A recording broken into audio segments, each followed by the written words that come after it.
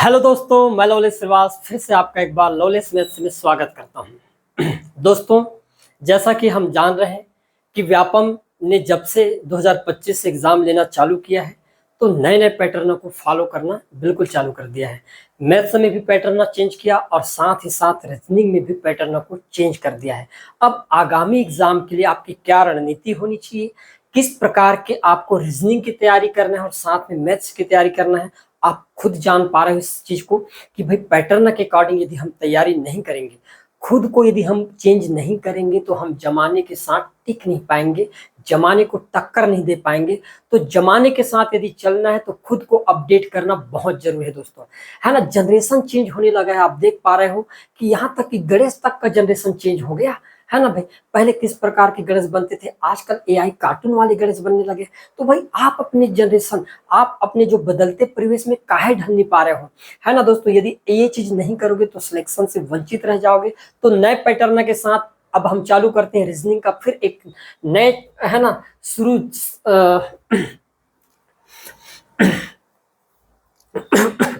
है ना, नए सिरे से शुरुआत करते हैं और देखते हैं कि किस प्रकार के सवाल बन रहे हैं और हम नए नए पैटर्न के सवाल आपके सामने रखेंगे जाएंगे।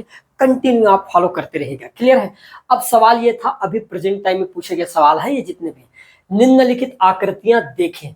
क्या बोला गया है, आकृति में कितनी सरल रेखाएं, त्रिभुज और वर्ग है, ये आपको फाइंड आउट करके बताना था दोस्तों।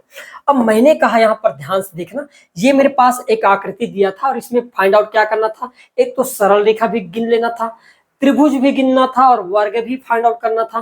तो मैंने कहा मैं सरल रेखा क्या होता है, जो कहीं रुके मत, है ना, जो स्टार्ट हो और वो एंड तक जाए, वही सरल रेखा। बीच में रोकना नहीं है, नहीं टुकड़ों में बढ़ जाओगे। ध्यान से देखना, मैंने यहां से चालू किया, ये एक पूरा सरल रेखा एक, ये ऊपर वाला पूरा दो, ये यहां से चालू किए नीचे तक पूरा तीन, ये यहां से ये चार, भाई ये पांच, ये छह, गिनना ना भूले, ये यहां से सात, ये आठ, ये नौ, ये 10, ये 11 और ये 12 और बीच में भी एक 13। तो सरल रेखाओं की संख्या मिल गया कितना मुझे, 13। क्लियर दोस्तों। अब त्रिभुज गिनना था, त्रिभुज के लिए जैसा आकृति में उसी प्रकार से बना दे रहा हूं, ध्यान समझना। यही आकृति है आपके पास, ठीक है। इस प्रकार से आकृति बना है। हमको यहाँ पर त्रिभुजों की संख्या गिनना, ध्यान समझना त्रिभुज की संख्या कैसे गिनेंगे। भाई यहाँ पर जितने भी दिख रहे हैं वर्गाकार, 1 2 3 4 5 6 7 और 8, 8 है तो 8 का दुगना कर दो, तो 8 दूनी कितना हो जाएगा, मैंने कहा 16 त्रिभुज। तो ऐसे हो गया।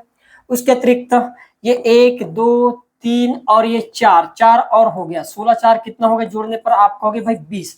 उसके अतिरिक्त और कहाँ बन रहा है, तो ये बड़ा वाला एक त्रिभुज और इधर से एक बड़ा वाला दो त्रिभुज। तो टोटल ट्राइंगल की संख्या कितना होगा, 14 4 20, 20 और 2 22। टोटल ट्राइंगल की संख्या बन गया 22। ये हमारे पास ठीक है। अब हमको निकालना था वर्ग। वर्ग भाई, वर्ग में हम क्या देखेंगे, ध्यान समझना मेरी बात को। यहाँ पर ये देखो, ये एक वर्ग बना आपके लिए, ठीक। उसी प्रकार ये दूसरा वर्ग बन गया, ठीक।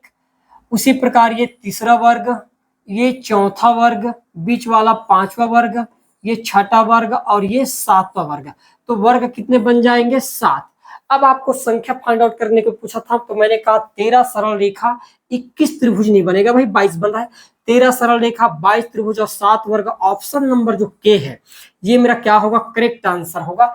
इसके अतिरिक्त 13 सरल रेखा है, 22 नहीं, 12 सरल रेखा नहीं, तो क्या होगा, केवल जो के होगा दोस्तों, ये मेरा क्या हो जाएगा, करेक्ट आंसर बनने वाला है। क्लियर है। तो इस प्रकार से आपको सवालों को देखकर डील कर रहे हैं। क्लियर है। आगे देखिएगा, निम्नलिखित का सही अनुक्रम, जब भी पूछ रहा है अनुक्रम पूछ रहा है। अब आपको वेदों के बारे में जानना है। ये वेद है, 4 वेद के बारे में आप सभी जानते हो, है ना। हमारे प्राचीन इतिहास के बहुत महत्वपूर्ण धरोहर में से एक है वेद। सबसे प्राचीन वेद ऋग्वेद होता है। ऋग्वेद के बाद क्या आता है, यजुर्वेद, फिर सामवेद और फिर अथर्ववेद। तो कहां पर है आपके पास, सबसे प्राचीन वेद क्या है आपके पास, ऋग्वेद। ऋग्वेद के बाद यजुर्वेद, है ना। यजुर्वेद के बाद सामवेद और सामवेद के बाद क्या हो जाएगा आपके पास, लास्ट वेद है अथर्ववेद। यही है भाई। तो यहाँ पर ध्यान से देखो, एम फिर एल फिर के और फिर एन, ऑप्शन नंबर जो बी होगा दोस्तों, ये हमारा क्या हो जाएगा, यहाँ पर करेक्ट आंसर हो जाएगा। क्लियर है। इस प्रकार से सवाल पूछे जा रहे हैं। आगे हम देखेंगे निम्नलिखित संख्याओं को सही क्रम में व्यवस्थित करें। अब सही क्रम का मतलब है कि हो सकता है ये बढ़ते हुए क्रम हो या घटते हुए क्रम हो, आपको ध्यान देना है। मैं इतना तो समझ गया था कि 10 यहाँ पर सबसे छोटा है, 10 के बाद 17, 17 के बाद यदि मैं देखूं तो 26 है भाई, 26, 26 के बाद देखूं तो क्या है, 37 है, और सबसे बड़ा है यहाँ पर 50। अब जिस रूप में अरेंज करना चाहे उसकी मर्जी। 10 एल, ठीक है, उसके बाद 17 एन, उसके बाद आपके पास 26 एम, उसके बाद 37 के, और लास्ट में क्या है हमारे पास ओ। देखो तो यहाँ कुछ है एल एन एम के ओ, एल एन एम के ओ। ऑप्शन नंबर जो डी होता दोस्तों, ये मेरा यहाँ पर क्या हो जाता, करेक्ट आंसर हो जाता है। किस क्रम में जोड़ा गया है, बढ़ते हुए क्रम, 10, 17, 26, 37 और आगे 50। तो ये क्रम पूछना चालू कर दिया है। देखिएगा अगला सवाल पे, निम्नलिखित संख्याओं को सही क्रम में, यहां पर भी हो सकता है क्रम वाला मीटर हो। आप देख पा रहे हैं 5 सबसे छोटा है, 5 से बड़ा 9, 9 से बड़ा 13, 13 से बड़ा 21 और सबसे बड़ा हो जाएगा आपका 25। ठीक है, अब मैंने कहा 5 ओ पर है तो ये ओ हो गया, 9 के पर है तो आप कहोगे ये के होगा, फिर यहाँ पर उसके बाद 13 एल पर है तो एल होगा, उसके बाद एम होगा क्योंकि 21 का है, और सबसे बड़ा आपके पास एन होगा 25। ध्यान से देखो कहीं पर है क्या, ओ K L M N, O K L M N, O K L M N. Option number जो बी होगा दोस्तों, ये मेरा क्या होगा यहाँ पर करेक्ट आंसर होगा। इस प्रकार से आपको रीअरेंज करके सवालों को क्या करना है, बनाना है। क्लियर है, आगे देखिएगा फिर, यदि प्लस को पाई, गुणा को हैज, भाग को डेल डॉलर और माइनस को डेल्टा माना जाए तो निम्नलिखित को सम्मिलित करके आपको क्या करना था, बताना है। भाई मैंने कुछ नहीं कहा, ध्यान समझना मेरी बात। यहाँ पर प्लस का मतलब होता है, यहाँ पर देखो हेज है, हेज का मतलब क्या होता है, तो आप कहोगे गुणा को हेज कहा जाता है, गुणा को क्या बोला जाता है, हेज, मतलब ये गुणा होगा, सिंपल सी बात है। तो मैं यहाँ पर लिख देता हूं, ध्यान समझना मेरी बात, गुणा को क्या बोला जाता है, हेज। तो पहले में यहाँ पर मिटा दे रहा हूँ, ध्यान समझना, हेज है तो हेज का मतलब गुणा 7, और डेल्टा का मतलब माइनस को डेल्टा बोला जाता है, या ट्राइंगल भी बोल सकते हैं 4। अब आप कहोगे 7 दूनी 14, 14 में 4 घटाएंगे तो कितना आ जाएगा, 10। ठीक है भाई, ये तो पहला हो गया। दूसरा 72, पाई को क्या बोला जाता है, प्लस को बोला जाता है पाई, तो यहाँ पर भाई पाई आ जाएगा का, पाई का प्लस। उसके बाद 27, और यहाँ पर माइनस का मतलब क्या होता है, डेल्टा, तो माइनस का कितना हो जाएगा, 99। अब आपको पता है सबसे पहले जोड़ा जाता है और उसके बाद किया जाता है क्या, घटाया जाता है। तो मैंने कहा 7 और 2 9, 7 और 2 9, और 99 में 99 घटाऊंगा तो कितना आ जाएगा, 0। तो इसका तो 0 हो गया। आगे बढ़ेंगे हम 17, 17, यहाँ पर हैश का मतलब क्या होता है, तो हैश का मतलब तो गुणा होता है। फिर यहाँ पर 12, और डॉलर का मतलब क्या होता है, भाग, भाग का 3। अब 3 से भाग देंगे तो 3 चौक 12, और 17 चौके कितना होता है, 68। इसका भी क्लियर हो गया। लास्ट बच गया था 17, आपको पता है कि ये गुणा हो जाएगा, 12 डॉलर का मतलब भागित, और फिर से होगा 12, तो 12 से 12 एक बार में, और 17 कम 17। तो ये हमारे पास 4 ऑप्शन होने चाहिए। तो मैंने कहा यहाँ पर कैसे हो गया, 0, 12 से भाग 12 को देंगे तो 1 ना होगा, 12 कम 12 कैसे 0 हो रहा है, वहां पर डॉलर को भाग बोला जाए, यहाँ पर है 0। ठीक है, 12 है, 10 है, सब ठीक है, ओके। तो आप देखो पहले का कितना है, 10, पहले का 10, उसके बाद दूसरे का 0, दूसरे का 0, उसके बाद भाई कितना आ गया, 68, तीसरा का 68, और इसका 12, यही है। तो आप ध्यान से देखो कौन सा ऑप्शन है, ए का दूसरा, ए का पहला गलत, ए का चौथा गलत, ए का तीसरा गलत। तो आपका करेक्ट आंसर क्या होगा, ए का जो दूसरा होगा दोस्तों, ये हमारा क्या हो जाएगा, यहाँ पर राइट आंसर बन जाएगा।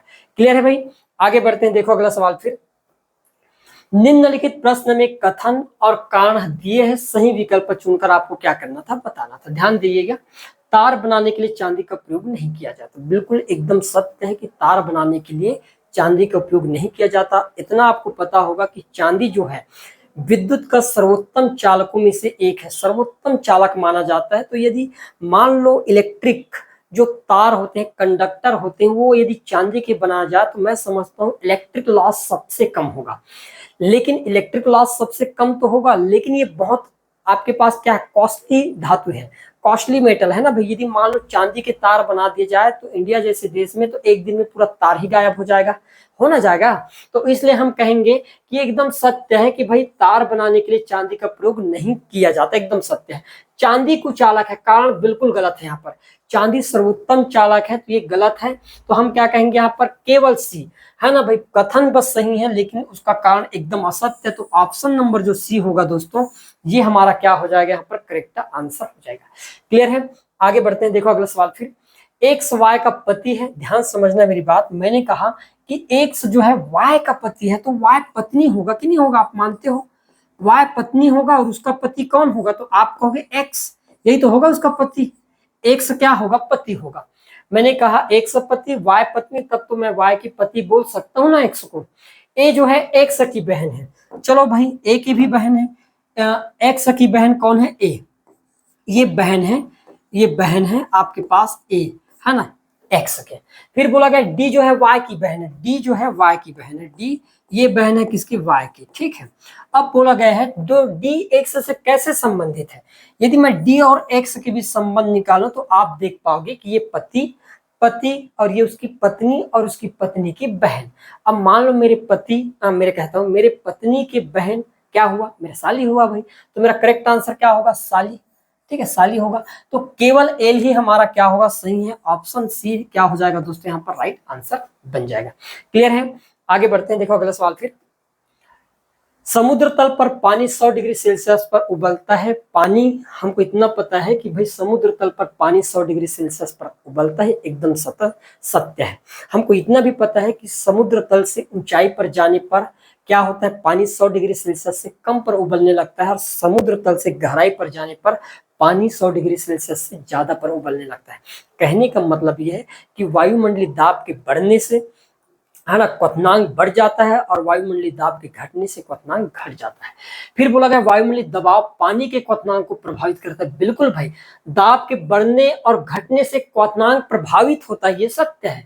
तो समुद्र तल पर पानी 100 डिग्री सेल्सियस पे क्योंकि वो है, और ये कारण भी उसका क्या है, एकदम परफेक्ट है। तो मैं कह सकता हूँ कथन भी सही है और उसका कारण भी एकदम करेक्ट है। तो दोनों सत्य और ए उसकी सही व्याख्या भी करता है। तो ऑप्शन नंबर जो ए होगा दोस्तों, ये हमारा क्या होगा, यहाँ पर राइट आंसर बन जाएगा। क्लियर है, आगे देखिएगा अगला सवाल फिर, आप विश्वविद्यालय के प्रमुख हैं। आपको बोला जा रहा है कि भाई मान लो आप किसी भी विश्वविद्यालय के प्रमुख है, डायरेक्टर है, जो भी है, ठीक है, आपके इशारों पर काम होता है, ठीक है, तथा आपके सामने छात्र संघ ने शिकायत रखी है कि विश्वविद्यालय में आयोजित परीक्षा में अनियमितता है, कि जितने भी आयोजित परीक्षा हो रहा है उसमें रेगुलरिटी नहीं है बोला जा रहा है। ऐसी स्थिति में आप क्या करेंगे, यदि आप वहां के हेड है तो मान लो बच्चों ने शिकायत कर दी कि भाई यहाँ पर जो इतने भी एग्जाम होते हैं उन एग्जाम में रेगुलरिटी देखने को नहीं मिल रहा है, कुछ का कुछ एग्जाम हो रहा है। तो आप वहां के हेड है तो आप क्या निर्णय ले सकते हो, पहला, छात्र संघ के प्रतिनिधियों को अनियमितताओं का ठोस साक्ष्य रखने कहेंगे। हम ये बोलेंगे कि सबूत दो हमें पहले, है ना। ये तो बिल्कुल गलत हो गया भाई। वो लोग जब शिकायत करें तो किसी आधार पर तो कर रहेंगे। दूसरा, एक परिपत्र जारी करेंगे और जिसमें यह साफ साफ लिखा होगा कि अनियमितताओं के दोषी लोगों के खिलाफ सख्त कार्यवाही की जाएगी। बस नोटिस जारी कर देंगे, हो रहा है नहीं हो रहा है इसलिए हमको टेंशन ही नहीं है ना। तो ये भी एकदम अपवाद है। फिर बोला एक जांच समिति बनाएंगे जो अनियमितताओं की शिकायत की जांच करेगी। एकदम सटीक लग रहा है कि यदि मान लो मैं हेड होता तो मैं ये कहता कमेटी गठित करता, मैं ये बोलता कि भाई इन लोगों ने जो शिकायत किया है, क्या ये शिकायत एकदम 100% है, इसकी जांच की जाए। तो मैं कहूंगा सी एकदम क्या होगा दोस्तों, करेक्ट हो जाएगा। निजी तौर पर इस बात की जांच करेंगे, आप निजी तौर पर करेंगे क्या, नहीं। तो यहाँ पर आपके पास जो ऑप्शन नंबर जो सी होगा दोस्तों, ये मेरा क्या हो जाएगा, ये करेक्ट आंसर हो जाएगा। क्लियर है भाई, आगे देखिएगा फिर, यहाँ पर दिया गया है आरेख डायग्राम का अध्ययन करें और निम्नलिखित का मिलान करके सवाल का जवाब। ये रीजनिंग है लेकिन ऐसा लग रहा है कि इसको भी उसमें कूट डाला है ना। और ये कूट नहीं है, लोगों को कूट रहे हैं, ठीक है। ध्यान से देखिएगा, हमारे पास एक ट्रायंगल दिया गया है।